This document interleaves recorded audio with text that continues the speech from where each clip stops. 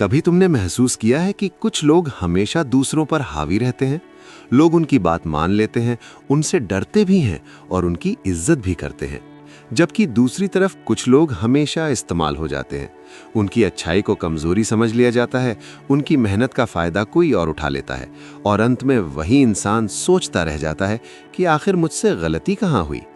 यही वो जगह है जहां मैकियावेली की सोच शुरू होती है, क्योंकि मैकियावेली ने इंसानों को आदर्श रूप में नहीं बल्कि असली रूप में देखा था।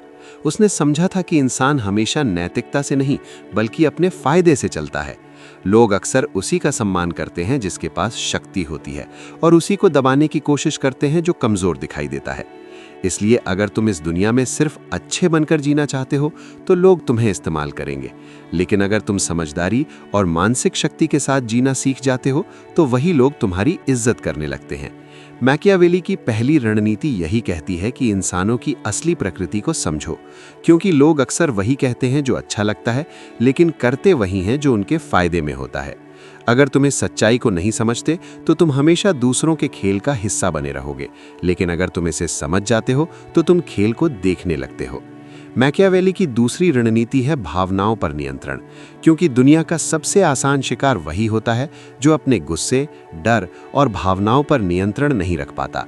अगर कोई इंसान तुम्हें गुस्सा दिला सकता है तो इसका मतलब है कि वो तुम्हें नियंत्रित कर सकता है, और जो तुम्हें नियंत्रित कर सकता है वो तुम्हें इस्तेमाल भी कर सकता है। इसलिए असली ताकत ये नहीं कि तुम कितने शक्तिशाली हो, बल्कि ये है कि तुम कितने शांत रह सकते हो जब सामने वाला तुम्हें उकसाने की कोशिश कर रहा हो। तीसरी रणनीति यह है कि हर चीज अपने बारे में मत बताओ, क्योंकि जानकारी ही असली शक्ति होती है। अगर लोगों को तुम्हारी कमजोरियां पता चल जाएं, तो वे उसी का इस्तेमाल करेंगे। इसलिए समझदार इंसान हमेशा कम बोलता है और ज्यादा ऑब्जर्व करता है। मैकियावेली ने कहा था कि इंसान को लोमड़ी और शेर दोनों बनना चाहिए। शेर ताकत का प्रतीक है और लोमड़ी चालाकी का। अगर तुम सिर्फ शेर हो तो लोग तुम्हें फंसा सकते हैं, और अगर सिर्फ लोमड़ी हो तो लोग तुम्हें दबा सकते हैं। लेकिन अगर तुम दोनों हो तो कोई तुम्हें आसानी से हरा नहीं सकता। चौथी रणनीति है सम्मान और डर का संतुलन।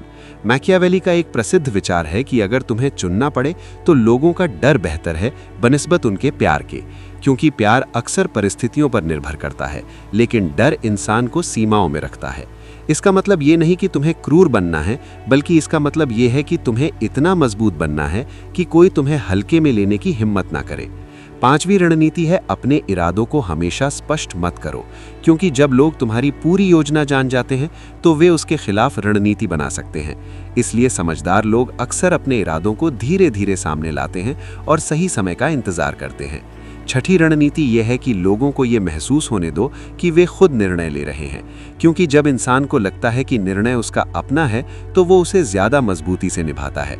यही कारण है कि असली रणनीतिकार कभी सीधे आदेश नहीं देते, बल्कि लोगों को इस तरह गाइड करते हैं कि उन्हें लगे कि विचार उनका अपना है। और सातवीं रणनीति सबसे महत्वपूर्ण है, अपनी प्रतिष्ठा बनाओ, क्योंकि दुनिया में परसेप्शन ही वास्तविकता बन जाता है। अगर लोगों को लगता है कि तुम मजबूत हो तो वे तुम्हें चुनौती देने से पहले 10 बार सोचेंगे, लेकिन अगर उन्हें लगता है कि तुम कमजोर हो तो वे तुम्हें दबाने में देर नहीं करेंगे। इसलिए मैकियावेली की सोच हमें ये सिखाती है कि इस दुनिया में सिर्फ अच्छे इरादे काफी नहीं होते, तुम्हें समझदार भी होना पड़ता है, तुम्हें अपने दिमाग का इस्तेमाल करना पड़ता है, क्योंकि जीवन एक खेल की तरह है जहां हर कोई अपनी चाल चल रहा है। कुछ लोग इस खेल को समझे बिना मोहरे बन जाते हैं और कुछ लोग इसे समझकर खिलाड़ी बन जाते हैं। अब सवाल ये है कि तुम कौन बनना चाहते हो, मोहरा या खिलाड़ी?